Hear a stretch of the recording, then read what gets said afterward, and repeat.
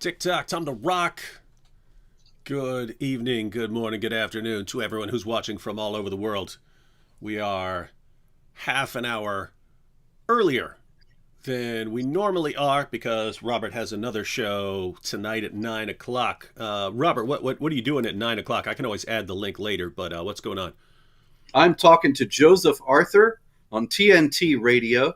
And I got to say, if you are a fan of Jihad and a fan of folk music, you should tune in. Because last week I was on Joseph Arthur's show at 10 o'clock. So there was no conflict with our This Week in Jihad episode. But Joseph Arthur totally blew me away with a song about the truth about Muhammad, sung on and accompanied on his guitar as we were doing the show. It was a remarkable thing, ladies and gentlemen. I can't guarantee that we're going to get more music tonight, but tune in to find out. Wait, so he played you something he recorded, or he was actually just singing it live? He was singing it live. Wow. It was as real as you can get. That is as real as anything can possibly be. So, I know I'm a fan of Jihad, so and of folk music. Imagine You're going to want to tune in, David. oh man, who's that folk singer from the 70s that you like? That I like? Yeah. Bob Dylan? Bob Dylan. There we go. Yeah, he went like hardcore Christian for a while and made some gospel albums and stuff. Yeah, those are great too. And so, yeah, imagine Bob Dylan becoming counter jihad and then making a bunch of songs about Muhammad. That'd be pretty funny. Yeah, I wouldn't be holding my breath on that. But you never know. You never know with Bob. That's the one thing that you can say about the man's whole career. You never know. Oh man, he could totally rewrite like a Rolling Stone to be about someone getting stoned. Hey, speaking of someone getting stoned, we've got some what? What's that? Everybody Must Get Stoned. That's one of his other songs. Yeah. It's actually called Rainy Day Women, number 12 and 35. But it goes, Everybody Must Get Stoned. Everybody must get stoned. I remember that one. Yeah, wow. I could actually probably do a parody of that one. Yeah, there you go. Yeah, actually And sucks. actually, it is about actual stoning. It's not actually about being high on drugs. Is it? That's correct. It's about being stoned with actual rocks. Ouch. Yes. And that actually sucks because that still happens today, doesn't it? Yes, it does, David. And in fact, we have several stories of that nature this week. I think that actually this is a week that we could actually devote at least half, maybe the whole hour, to activities in one country and revolving around one event. I'm And guessing Nigeria. that is correct. And this is because there was, of course, this one paradigmatic incident and then multiple reverberations therefrom. And so we can start with the incident itself, a very terrible incident of a Christian student at Shehu Sagari College of Education in Wamako, who was accused of blasphemy. But what actually had happened was that she had asked the Muslim students to stop posting dawah on the school bulletin board that was supposed to be for homework assignments and whatever else, housekeeping details about the school. And they were enraged and accused her of blasphemy and beat her savagely and ultimately burned her alive. A terrible story. Really, the horror of this cannot be minimized. And that's just the beginning. That incident in itself would be enough. But And especially since the entire thing and the aftermath was all recorded and posted online because they were apparently quite proud of what they did, just like Ali Dawa would be proud of that. Right. And they were proud also of the fact that this was something where they had overpowered the security forces at the school who were protecting Ms. Samuel after the initial threats were made. And this mob was able to defeat in armed, well, actually, I don't know if they were armed with weaponry, but in any case, they were able to fight the security forces and overcome them to gain access to her. And this, of course, demonstrates the savagery, the determination, the unwillingness to be deterred that we so often see with Islamic jihadis. Interestingly enough, a few days after the event, a great deal has happened in the fallout from this, but one of the things was that her last words were revealed as the mob started to do the things that it did. She asked a very simple question: what do you hope to achieve with this? And I think that that's extraordinary. You know, what do you hope to achieve with this is a question that has a whole lot of resonance in many contexts. And in this case, I think people should ponder what they hoped to achieve with this. And most of the time when this kind of thing is reported, people are in shock at the savagery of the attack, and they don't stop to think, well, what exactly are they trying to do? And this is worthwhile for non-Muslims to ponder and to recognize that, well, you have an incident like this. What are the Muslims trying to do? In the first place, they are trying to make sure that there are no insults of this kind that ever happen again. But let's remember, she wasn't even insulting. She said, is it by force that you guys will always be sending this religious stuff in this group? The group wasn't created for that, but rather as a notice for tests, assignments, exams, etc., not these nonsense religious posts. That's all she said. So probably the word nonsense is what set it all off. And now the signal has been given to other Christians, because she was a Christian woman, other Christians in Nigeria and Christians anywhere else, as well as Jews, Buddhists, Hindus, what have you.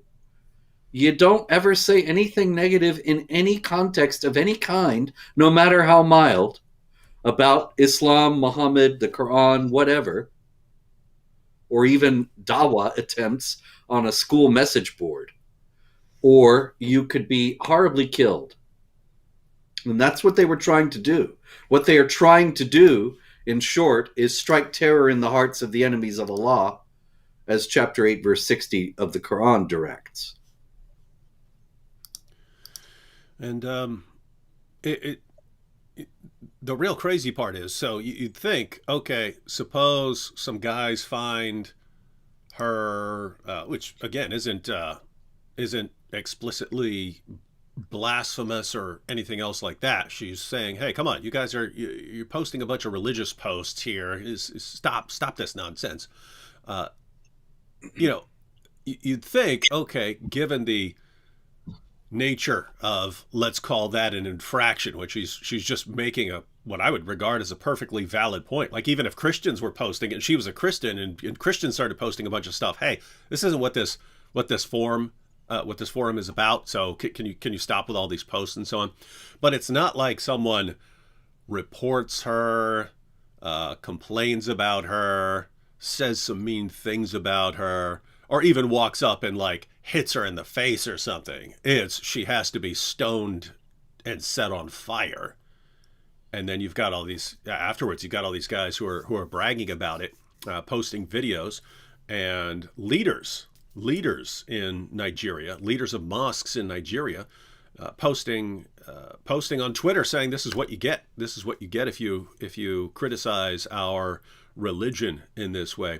And it's just amazing, because it's the same situation over and over and over again. If someone were to attack a Muslim, and then other people were to justify it and say he got what he deserved, they'd be banned instantly. But the Muslim leaders are free to brag about and warn other people, this is what you'll get if you criticize our prophet or if you blaspheme our prophet and so on. And so it's just it's the horrible nature of what they did to her, given even if you thought even if you thought she was wrong for what she said or something like that, given the extent to punish her that they went to, that's one thing. But then it's the hypocrisy that always follows that. Like, you're free to brag about what you've done. You're free to use that to continue to threaten people into silence. You're fine with that. You're fine with that on YouTube. You're fine with that on Facebook. You're fine with that on Twitter.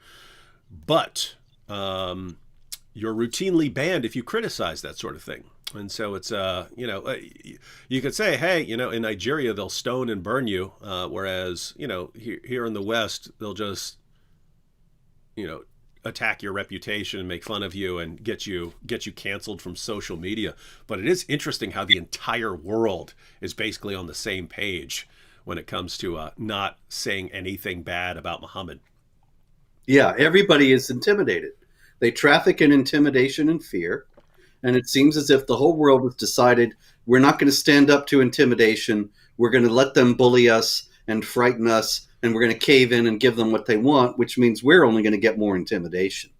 But it's also noteworthy, those people that you were noting, the officials who are saying this was great. We have discussed over many weeks, David, how this kind of thing progresses, and that you start out with a kind of a Meccan Islam in a country where you have a tiny minority of Muslims, and they're preaching tolerance and peace. But as the Muslim population grows, then you start getting more bellicose and forthrightly bellicose statements. And I think this is what we're also seeing now in Nigeria, that whereas a smaller population of Muslims might be saying, can't we all just get along and let's be tolerant and treat one another with kindness and so on, based on the Meccan demands for tolerance, which are actually not calls for tolerance on the part of the Muslims, but tolerance for the Muslims as a minority. But in any case, tolerance nonetheless. But then you move to another stage. You move to a Medinan stage of warfare. And it starts out, of course, as defensive.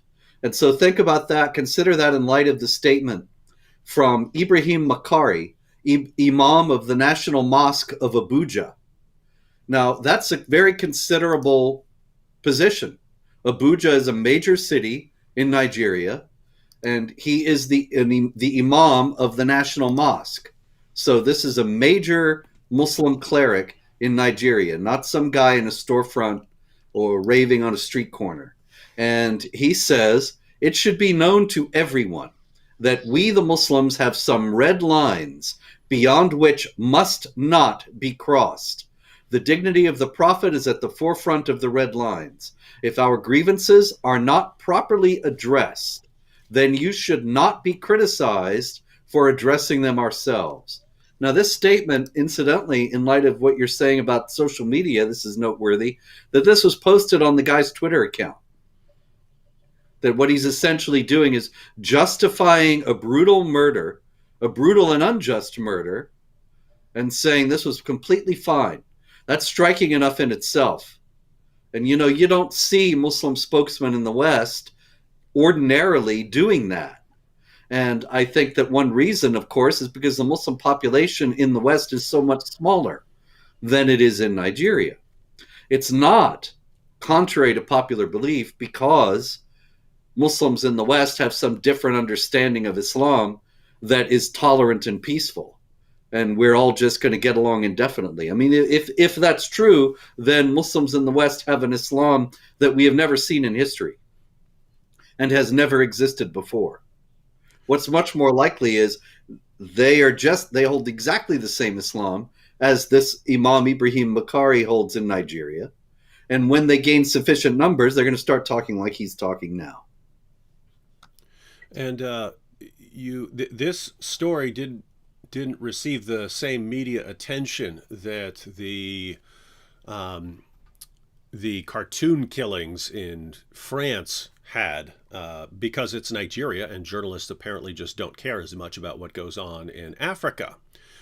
But after the cartoon killings in France, it was interesting to watch the response from Muslim leaders and Muslim spokespeople around the world, because they all followed the exact same pattern. They would say, yes, while we condemn that attack, so we condemn the killing of that teacher for showing a Muhammad cartoon to prompt discussion in his classroom. We condemn that, but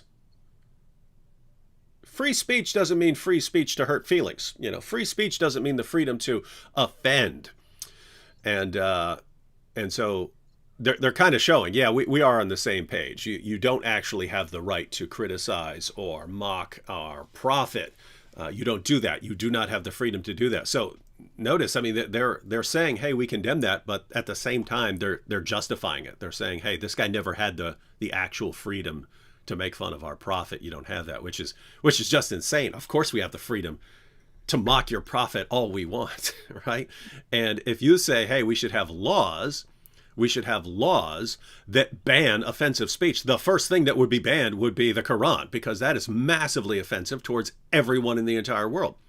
If the law is applied properly. And including towards Muslims, because you have these verses in the Quran that actually call for fighting hypocrites and so on. And so these are verses that are used for one Muslim group to attack and kill and slaughter the members of another Muslim group that they regard as hypocrites for some reason. And so, but by the way, that was one of my videos that was banned by YouTube. It got me a hate speech strike after one of the cartoon killings. I made a very simple video. I posted the comments from popular Muslim leaders in the world, heads of state and so on, who were defending the killing of this teacher by saying free speech does not mean the freedom to offend. And I simply said, hey, if you actually believe that speech that offends certain people or offends large numbers of people has to be banned, then do you think we should ban the Quran? Because that is offensive. When you call Jews and Christians the worst of creatures, when you call for the violent subjugation of non-Muslims and fighting people until they pay the jizya, when your book calls for these things, it's very offensive. So should we ban that? Posted that. YouTube shut it down as hate speech. You literally cannot even suggest that there be consistency here. You can't even suggest it.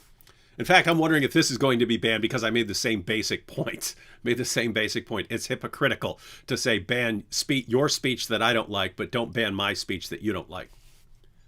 It's great living in an insane world, really. But you're quite right. Anyway, there's plenty more of this. Of course, it's all in the same vein. Even a government official in Sokoto State in Nigeria, Anas Muhammad Sani, he said that more Christians will be murdered if they disrespect Muhammad. He said Muslims don't take insults against beloved prophet in whatever form. The earlier our Christian brothers and sisters understand this, the better for all of us. May the recklessness of our tongues never drive us to an early grave. Notice once again the displacement of responsibility. He's threatening to kill people if they insult his prophet, and then he says, may the recklessness of our tongues never drive us to an early grave. In other words, it's our fault if we get killed by him for saying something insulting to Muhammad. It's not his fault for being so savagely irrational as to want to murder someone for saying things he doesn't like. It's the same thing as blaming a woman for getting raped and saying she was asking for it because she wasn't wearing a hijab or she wasn't covered properly, which of course is exactly what is extrapolated from chapter 33, verse 59 of the Quran, which says that women must be veiled and so that they may not be molested, which opens up an inevitable corollary that a woman can be molested if she's not veiled. Yeah, and the horrible part is that in places like Nigeria, where you have a ton of Christians and you have these leaders who actually mean what they say, and then you find out you don't have to run around actually saying, hey, Muhammad is the most obvious false prophet in history, he's a child molester, he's a rapist, he's a slave trading murdering rapist. You don't have to say these things. You just have to, hey, can we not be having this discussion in this message? Well, bam, even that is a death sentence. Or, of course, as we've seen over and over and over again, you don't have to actually do anything. You can just get into an argument with someone and they'll just falsely accuse you of saying something against Muhammad in order to have you brutally murdered. But notice the situation that, I mean, I saw an Open Doors report that said that now more Christians are being murdered for being Christians in Nigeria than in the rest of the world combined. But when you think about why that is, so you have places like the United States where Muslims are a tiny percentage of the population. And so officially, according to their religion, they're not in a position where they're supposed to go out and subjugate other people. And then you have other places like Pakistan and Egypt where Christians are completely dominated by the surrounding Muslims. And so they're not seen as much of a threat. But then you have places like Nigeria where the number of Christians and Muslims in a society are roughly equal. And so it's in the minds of the jihadis that Christians are this serious threat to Islam, that they could convert people and so on. And so it's they're in a constant state of emergency to avoid the population shifting towards a Christian majority. And so it's just a bloodbath. And lo and behold, you get the most dangerous place in the world for Christians there. And we get to look at it from outside, where the most that happens to us, we criticize jihad and they kick us off a platform or something like that. But the Christians over there, they're just they're in a state of constant danger. Yeah, and it's nationwide. There really isn't any safe place. I have many stories this week. It's been quite a terrible week for Christians in Nigeria. Quite aside from the terrible story of Deborah Samuel, we have Fulani herdsmen killed 8 Christians in Bassa County, Plateau State, after slaughtering at least 21 others in another area of the county. And this kind of thing goes on a more or less regular basis, in large part because the government is headed by a Fulani himself, Muhammadu Buhari, and there doesn't seem to be any will on the part of the government to rein in the Fulani jihadis and stop them from killing Christians. But by the way, side note there, I've seen some criticisms suggesting that the government is actually complicit in these attacks because the government officials are Muslims and so on. And so, what are your thoughts on that? Do you think they just don't want to go against groups like Boko Haram when they are attacking Christians because they don't want to get on the bad side, and so they're basically cowards even though they'd like everyone to live in peace? Or do you think that they're actually behind the scenes rooting for them and then publicly doing nothing in order to make sure it happens? Oh, I think they're definitely rooting for them. And there was a Nigerian government official. I have the stories in the Jihad Watch archives, but I don't have them pulled up for tonight because this was maybe a year or so ago. But he was openly praising the jihadis, and then was confronted and made the usual kinds of things, the usual kinds of excuses about being misquoted or taken out of context and all that, and the whole thing blew over. But not only did it seem clear to me that he does support the jihadis and just got caught saying so in a reckless moment, but also that others do as well. And that given the fact that the president is a Fulani and that there are so many Muslims in the government, it seems clear that there is considerable support for these jihad groups within the government. Otherwise, the government, they've been boasting about stopping these jihadis for years, and yet they never do. And they never even take any effective action. So either it's the weakest, most incompetent government in the world, maybe outside of ours, or they want this to go on, or perhaps some combination of the two. But there's no way that the Nigerian government conscientiously wants to stop the jihad in Nigeria. Yeah, and as you pointed out earlier, it's the situation where you can't. I mean, you can't even protect a student on a campus because the students there will just completely overwhelm anyone who's trying to protect someone. So it's just they've got a license to kill. They got a license to kill in their country. Exactly. And so, yeah, and also I should note, I quoted him already, but this state government official is, what's his name? Anas Muhammad Sani, who said that more Christians were going to get killed if they disrespected Muhammad and they better learn how to toe the line. Well, he's a government official, and there's no indication that he's been fired for saying this. And, where one guy speaks up, there are many others who believe the same thing and don't say anything. It's just like the proportion of the comments on this video versus the views. So it's pretty much certain that there are other government officials in Nigeria who believe the same things. Anyway, there is even more out of Nigeria, unfortunately. The Islamic State, ISIS, published a video this past week that was showing the murder of 20 Christians in Borno State in northeast Nigeria. And one of them spoke in the Hausa language. He said that this was to avenge the killing of the leaders of ISIS in the Middle East earlier this year. Now, David, those 20 Christians they killed did not actually murder the leaders of ISIS in the Middle East earlier this year. But ISIS is making an elaborate set of assumptions that are worth unpacking. They believe, in the first place, wrongly, that the West is a Christian entity. They also believe that the resistance they encounter is a crusade.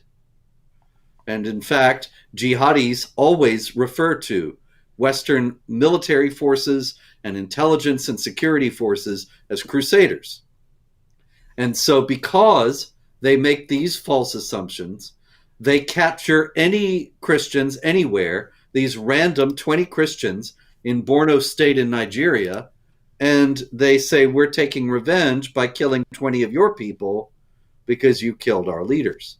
Now, these poor guys in Nigeria, who knows if they even were aware that the ISIS leaders were killed. These were not stories that were massively publicized. And why would it matter to somebody in Borno State? Why would it matter to somebody anywhere outside of the ISIS leadership?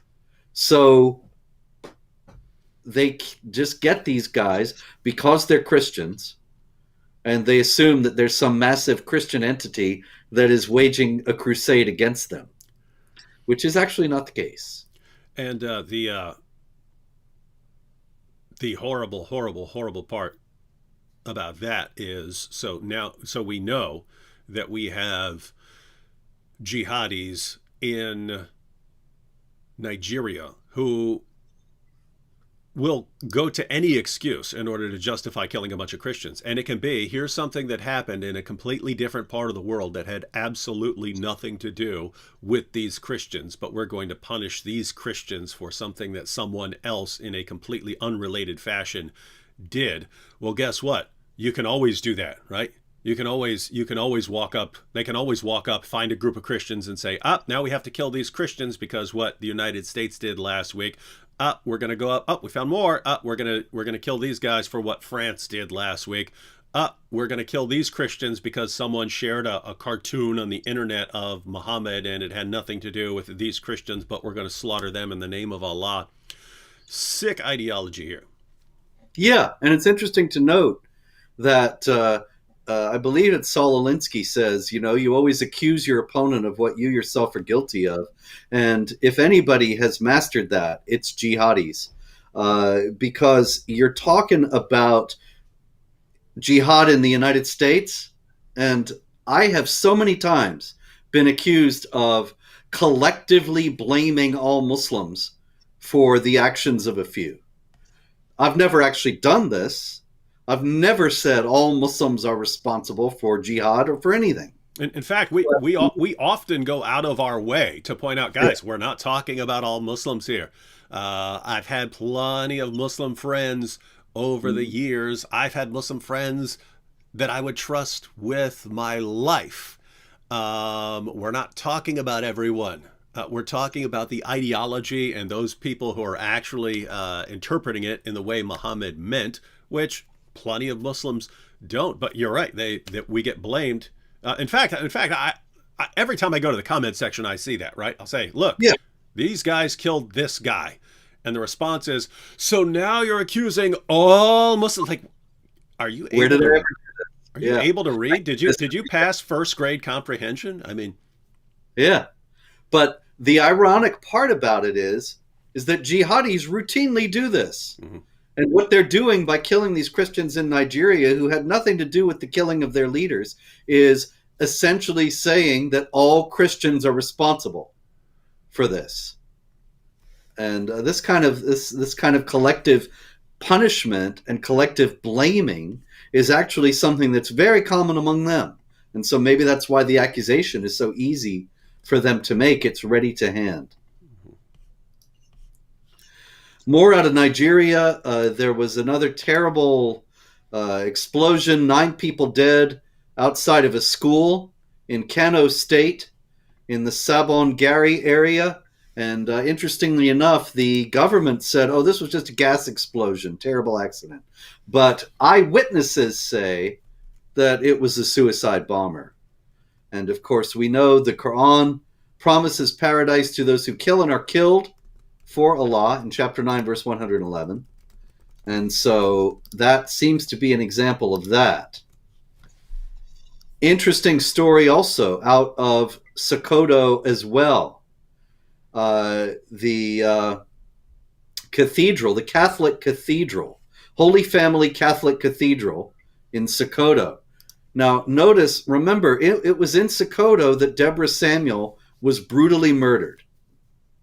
And so what have Muslims been doing in response to that murder? Have they been inviting Christians over to their homes for a meal and asked to try to achieve some kind of good relationship with them, to build the foundation that will prevent this kind of thing from happening again? No, a mob instead went to Holy Family Cathedral in Sokoto, broke the windows, vandalized a bus, proceeded to St. Kevin's Catholic Church in another part of Sokoto and set it on fire, went to a Catholic hospital complex under construction and shattered all the windows.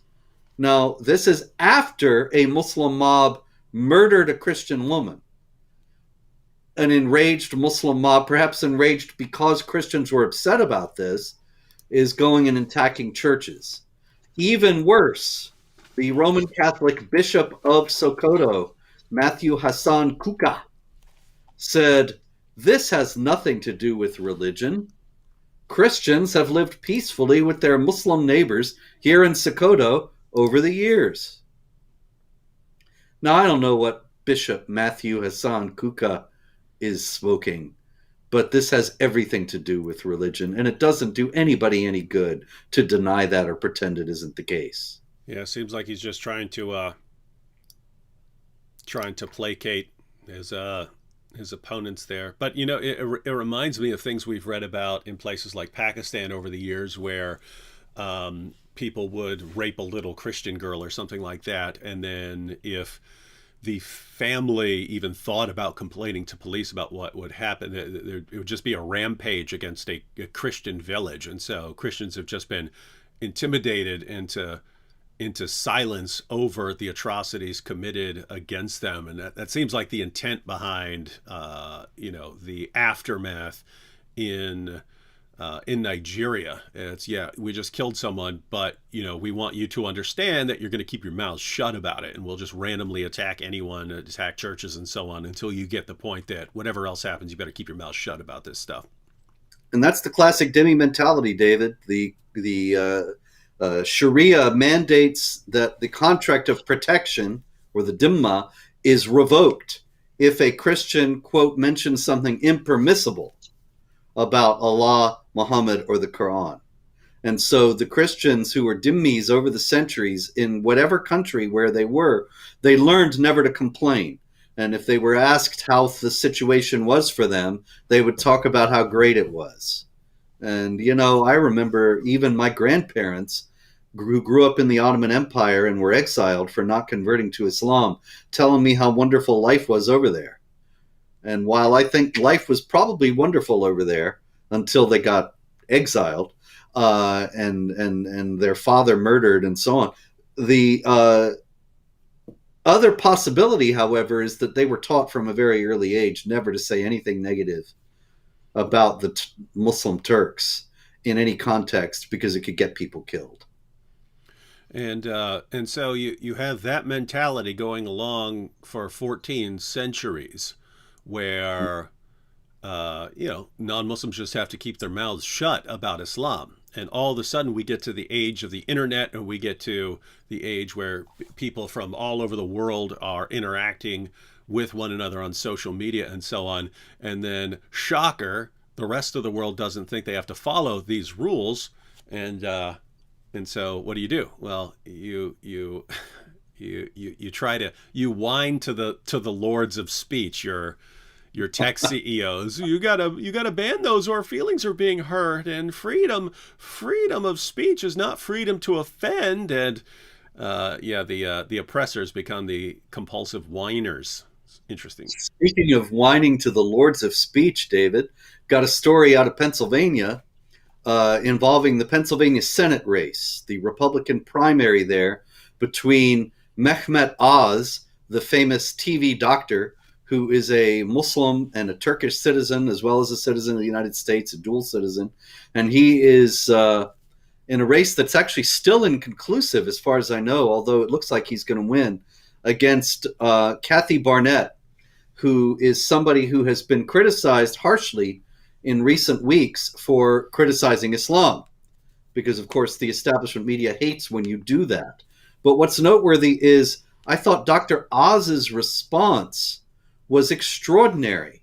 He actually said a couple of days ago that he thought that Barnett should be disqualified from running because she had criticized Islam and because she had spoken negatively about some things about Islam. And he said, imagine if you're a Democratic pollster and you're watching a woman that said openly homophobic statements and Islamophobic statements. He said this should be disqualifying, that she should be barred from running. And I thought, wait a minute, maybe Dr. Oz doesn't have a fully developed understanding of the freedom of speech in the West.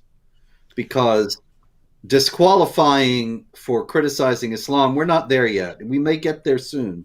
But right now, you can criticize Islam or anything else you want and run for any office. And criticizing Christianity, of course, in some circles makes you a big hero. But criticizing Islam is way off limits. Yeah, and that is interesting that, something would rule you out. It would be one thing to say, hey, you should not vote for someone who has these views or who speaks like that. You can always say that, hey, no one should vote for this person because of this person's views. That makes sense. But to have some sort of ideological requirements, you can't, if you've ever said something critical of Islam or something like that, you have to be barred. You have to be barred from any sort of public service. Those things always get creepy, ladies and gentlemen, because once you start, tossing in rules like that, you get two things. One, you either get people saying, okay, well, matter of fact, we're going to make a massive checklist of things that you can never, ever say. Or it means you are ruled out of public office, and they're just going to make rules about their opponents. Or what you'll do is you'll just accuse people of violating, any restrictions, even if they haven't. Right? It's just like on YouTube or Twitter or something like that. They'll make a rule against hate speech, and you don't actually have to violate the rule for them to say you violated the rule. And so, and that's why, as much of a problem as it is with the things people say, much more dangerous when you say well, we're making rules that you can never say these kinds of things. Then you get in trouble because then who's making those kinds of decisions? Indeed. And this is also noteworthy. Dr. Oz was exercised about Kathy Barnett because she said in a tweet in 2015, 7 years ago, pedophilia is a cornerstone of Islam. And he was actually enraged, but I thought, what are you talking about? You're enraged, you're a Turkish citizen. And the Turkish Directorate of Religious Affairs, the Diyanet, said in 2018, not that long ago, that under Islamic law, girls as young as 9 can marry. And that's not even close to being the only modern Muslim cleric who has said that there's no age limit. Dr. Salih bin Fazwan, prominent cleric in Saudi Arabia, member of Saudi Arabia's highest religious council, said in 2014 that girls can be married even if they're in the cradle. The Council of Islamic Ideology in Pakistan says Islam does not forbid the marriage of young girls. Abd al-Hamid al-Ubaidi, an Iraqi expert on Islamic law, says there's no minimum marriage age for either men or women. Ishaq Akintola, professor of Islamic eschatology in Nigeria. Islam has no age barrier in marriage, and Muslims have no apology for those who refuse to accept this. I could go on and on and on, but I think the problem Dr. Oz has here is that Kathy Barnett didn't make this up. She has plenty of reason to think that pedophilia is a cornerstone in Islam when you have all these mainstream Muslim clerics saying there's no age limit. You can marry a little baby. Well, I mean, I'm thinking in terms of the modern Muslim apologists, how many of them don't defend relationships with 9-year-old girls? How many of them don't? They have to, because that's what their prophet did. You occasionally have a Muslim apologist who just massively lies about the Muslim sources. Even people like Sheikh Yasser Qadi call out those people as liars. They tell them to stop lying about Muhammad. He said that's not how we defend our prophet.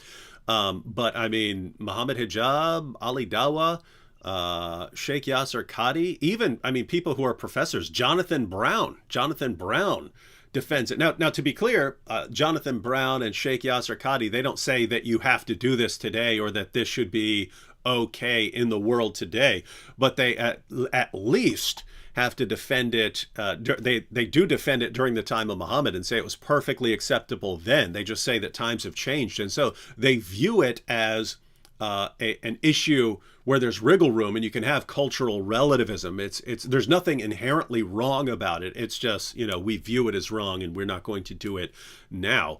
But then you have plenty of Muslim apologists who would be glad to change that rule and go back to a time when people marry 9-year-old girls, and they actually justify it. They say, well, you're much more likely to avoid sex outside of marriage if you're marrying these girls when they're 9. Then they don't have time to end up fooling around with some guy and so on. So they actually are defending and promoting it. So yeah, the idea that should prohibit you from public office or something like that for just pointing out that there's a problem over here with this ideology. Strange stuff.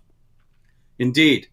Unfortunately, there are quite a lot of currents against the freedom of speech nowadays. But anyway, speaking of fooling around with some guy, I have a story out of Sweden.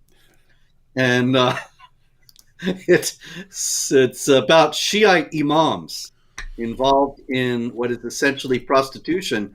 As you have noted many times, the Shiite imams will often write out a marriage contract in houses of prostitution, the marriage contract for a mutad, pleasure marriage, a temporary marriage, a marriage with a time limit. And an investigation in Sweden has found that this is actually quite widespread, and that Islamic Shia communities in Sweden are doing this on a rather large scale. There were some, to be sure, that refused. The Swedish broadcaster sent a woman around posing as a Muslim woman who was down on her luck and needed money and offering to become a temporary wife. And to be sure, even the Shiite imams turned her away, said this is illegal in Sweden and forbidden in Islam. But there were others who said sure and gave her referrals for where she could get set up in business and so on. Now, this, of course, is completely understandable given the fact that Shiites and some Sunnis as well. I've seen it in Saudi Arabia and Egypt over the years that some Sunnis engage in this as well, based on 424, chapter 4, verse 24 of the Quran, which I happen to have the critical Quran right here. And it says,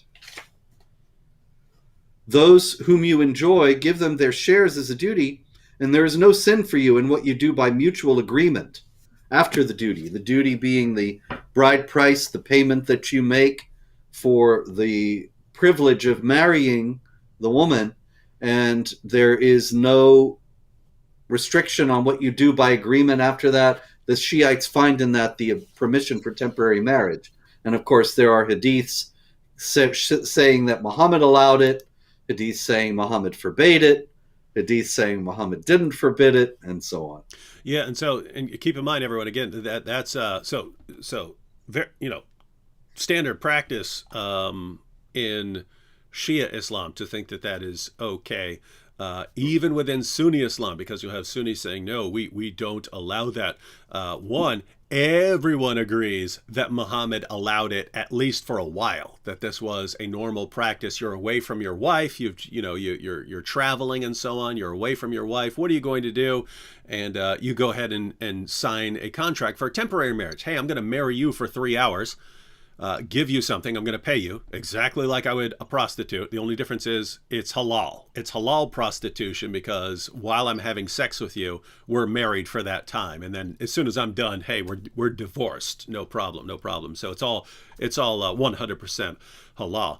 And as Robert pointed out, you do have hadiths that say that Muhammad eventually forbade the practice. So after a while, he said, okay, let's stop that prostitution thing. But then even within Sunni sources, within mainstream Islam's most trusted Sunni sources, you'll have hadiths. You can find them in Sahih Muslim, for instance. You find hadiths saying that it wasn't actually Muhammad who forbade the practice. It was a later Muslim caliph who forbade the practice, and Muslims continued it during the time of Muhammad and into the time of the caliphs. Then a caliph eventually forbade it, and then it was rewritten back into the Muslim sources that Muhammad forbade it in order to justify condemning the practice. But notice, if you're a Muslim and if you're a Sunni Muslim and you want to practice mutta, you want to go hire a prostitute, what do? Well, I got hadith saying one thing, I got hadith saying another thing. I get to pick and choose which one I want to believe because they're all sahih.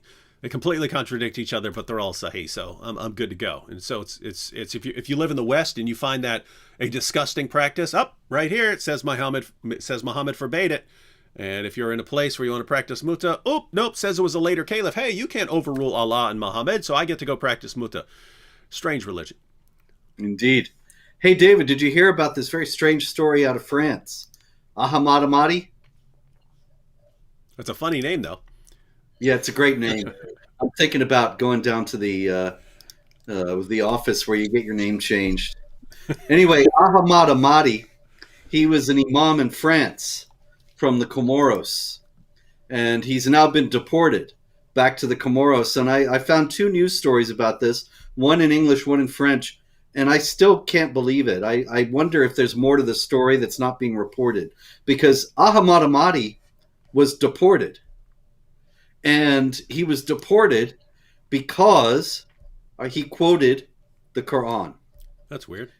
And he didn't even quote one of the passages that calls for violence or wife beating or anything. He quoted this, and stay in your houses. Do not display yourselves with the display of the time of ignorance. Be regular in prayer and give alms and obey Allah and his messenger. That's 33:33, chapter 33, verse 33. And it's directed to women. And apparently French authorities thought that he was preaching the inequality of women with men, which of course he was, and that this was incompatible with French ideals, and consequently he was deported from France.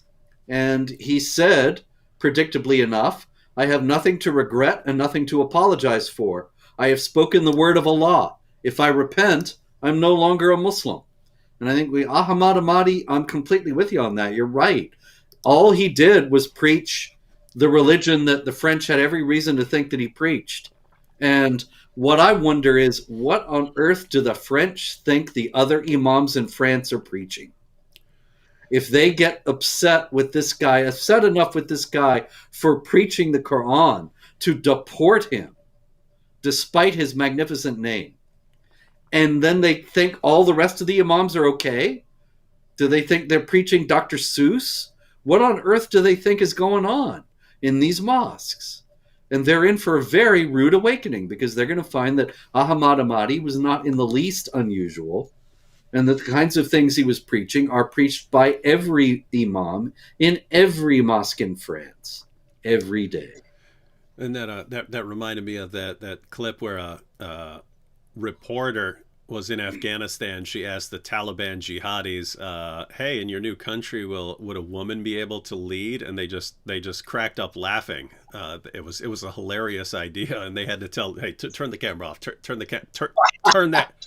the camera off now," right? Because they were just they didn't want to be seen as guys who crack up laughing at stuff. They're trying to be intimidating. But yeah, I mean, and I think we're going to see these inevitable conflicts in the future, because everyone, politicians, journalists, educators, entertainers, I mean, their favorite religion in history is just Islam, the way they shower it with praises.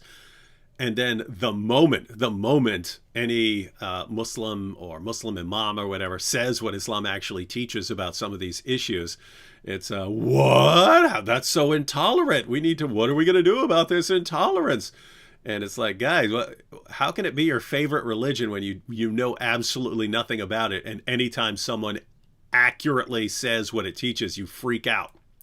It's gonna be entertaining to watch, because it's going to be inevitable. And it was just a couple of years ago when schools in the UK were surrounded by Muslim protesters for LGBTQ stuff in the schools and so on. So the local Muslims were like, "Hey, yeah, we're all on the same side. We're all buddy. When we're focusing on our common enemies, but wait a minute, now you're going after our kids. We got some problems here." And conflict is inevitable. No doubt about that. Speaking of conflict being inevitable, I got a story out of Uganda, and this was actually, it's two separate stories that were put together in one news story for no particular reason, except they both happened recently. A bishop, Aman Siddiqui, was preaching at an open-air evangelistic event and debating Muslims. And he did this for 4 days. And at the end of the 4 days, 11 Muslims converted to Christianity, whereupon 2 motorcycles showed up, 3 riders each. That is the hallmark of jihadis in Nigeria as well as elsewhere in Africa. This, once again, is Uganda. 3 riders on the motorcycle. One of them is driving, the other 2 get off and start shooting. And in this case, they got off screaming Allahu Akbar, started to stab Siddiqui with knives. He was severely injured, but there were people around. They were able to get him away. Meanwhile, in southern Uganda, a church was burned to the ground by Muslims setting the church on fire. And once again, for the same reason that Muslims were converting to Christianity. And so conflict is inevitable indeed, as you noted, because Christianity is a faith that is preached, and Islam is a faith that is preached. But Islam has a death penalty prohibition on other faiths being preached. And so conflict is inevitable, and there'll be many more stories, unfortunately, like those 2 out of Uganda. Yeah, and part of it is, we talk. I talk a lot on my channel about the avalanche of apostasy, because I mean, that's not a term we came up with. It's Muslims calling it the avalanche of apostasy. When this, even several years ago, so when they had the statistic for 24% of Muslim youth leaving Islam, so it's in the 24 to 25%.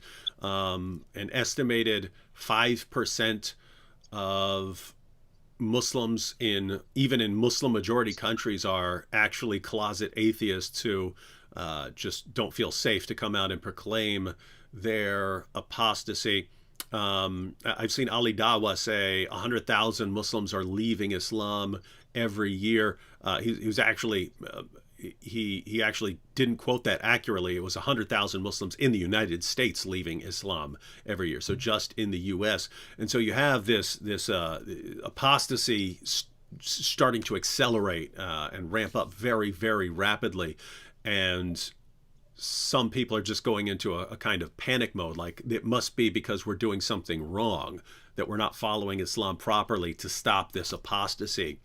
And one of the bad reactions they're having from that is, especially in places like Africa and Pakistan and so on, is they're thinking we have to become more violent in threatening anyone who criticizes our religion. We have to silence people who criticize our religion. We have to silence anyone who's presenting an alternative to Islam. We have to crack down on killing apostates and so on. And so that's the negative side. So the good thing is lots of people are leaving Islam. The bad side is it's making a lot of people more violent about preserving their religion.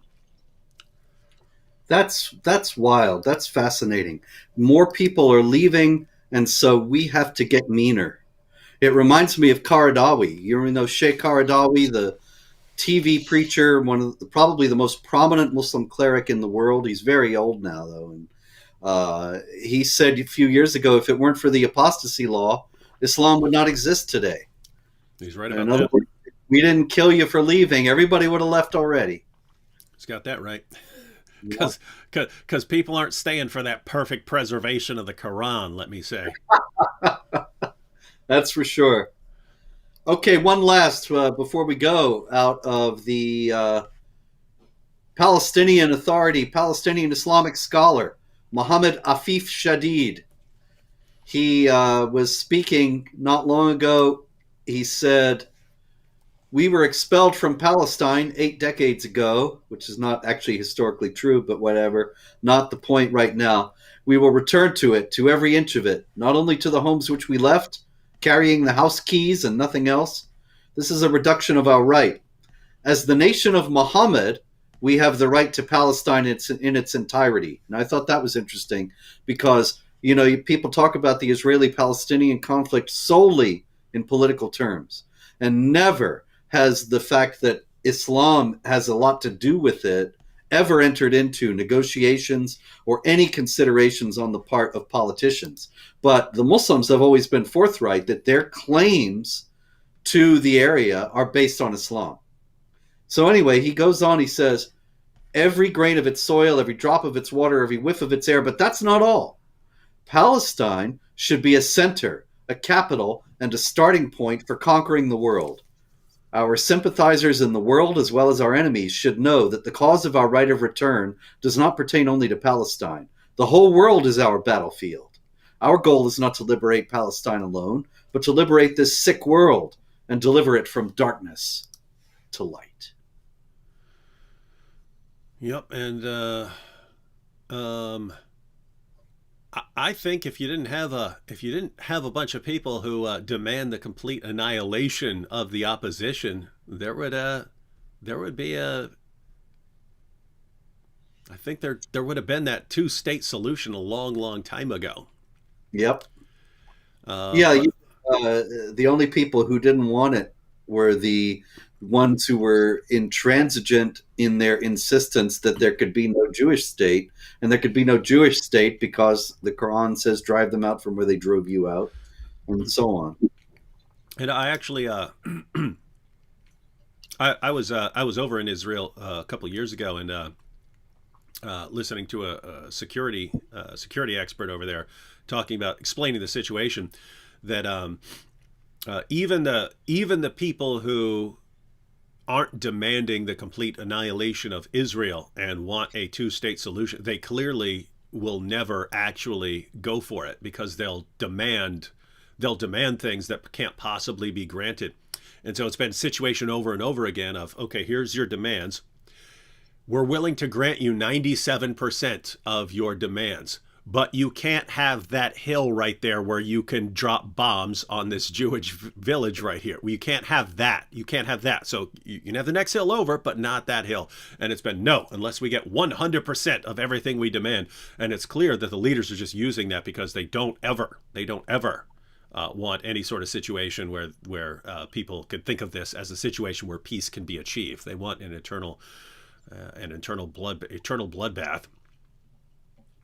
And to conquer the world, as Muhammad Afif Shadid has said.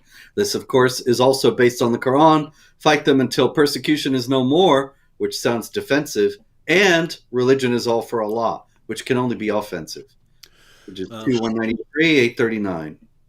Yep. I'm going to take one question here before we sign out. AB says, what do you think about the response? Everyone wants to subjugate people they don't agree with. Islam is the only religion that admits it. I've been pondering this after watching some of that debate. There we're talking about human nature, right? It's sort of human nature, if you get into a position of power, that you try to maintain that power and control over other people. That doesn't mean it's right, or that you're on the right side or something like that. We're saying it's pretty natural. Hey, I've got power. Now let me maintain that power. Never let other people get in a position where they could take me out. And we've seen human beings do that for a long, long time. What you do is you recognize that is an ongoing thing that human beings want to do. Just like there are lots of people that, if you gave them the opportunity, would rape or kill someone. You have to be aware that there are people like that. And once you understand that there are people who are like that, you take steps to make sure that they're not in a situation to do those kinds of things. And so you take steps to limit people's ability to oppress other people and to suppress other people's views and to suppress criticism and so on. So you try to come up with agreements. You try to come up with setups in the government, like the United States, where it's very difficult for one group to actively just shut down and silence other people, understanding that people are still going to try to do it, but you try to make it very, very difficult, if you can't make it actually impossible to do that. The problem with Islam is Islam actually actively calls for it and demands it. One ideology has to be imposed on the entire world. You either accept it or you're a second-class citizen and you're a dhimmi and you're subjugated, and those are the only two options. So we take something that is Islam takes something that is a negative aspect of a human being, and glorifies it and says it's now from God. God wants you to do it. And that is horrifying. So hopefully that answers your question. What's that? And that's not the only time that a base impulse is taken by Islam and said, God wants you to do this. Oh, Islam does it with all of them, right? Oh, you want to hire prostitutes? You want notice everything, right? Everything that Islam condemns. Yeah, everything that Islam condemns about the West, right? Oh, look at these guys going around having sex with all these women. Well, my goodness, I can have 4 wives. I can trade those wives out regularly, and I can have an unlimited number of sex slaves.